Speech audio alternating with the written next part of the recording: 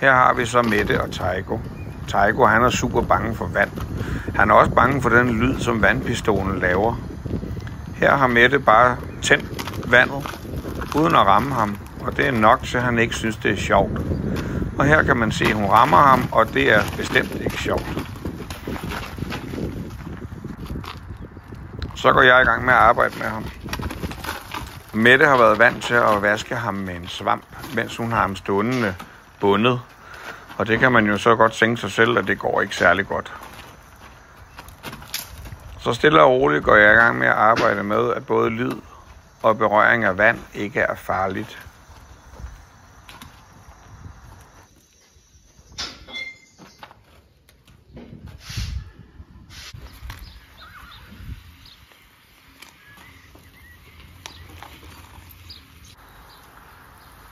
Så går jeg i gang med bagbenene, og der kan man også se, at de er heller ikke sjove, synes han. Men inden ret længe, så synes han faktisk, det hele er okay. Måske kan vi endda bide lidt i vandet. Det er faktisk meget hyggeligt. Og et bad, det kan man da også få. Og når han nu begynder at synes, at vandet det er sjovt, hvorfor så ikke lege lidt med det, når vi nu har muligheden for det? Det er rigtig valgt. Så får Mette lov at prøve igen.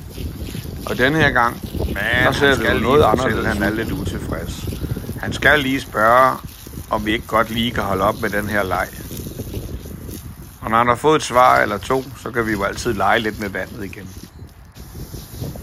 Det er første gang, hun prøver at give sin hest et brusebad.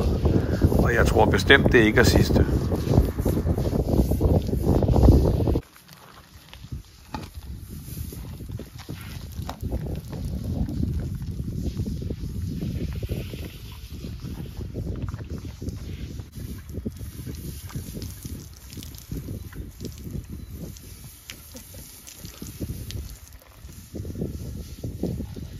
Er du glad? Jeg er meget glad.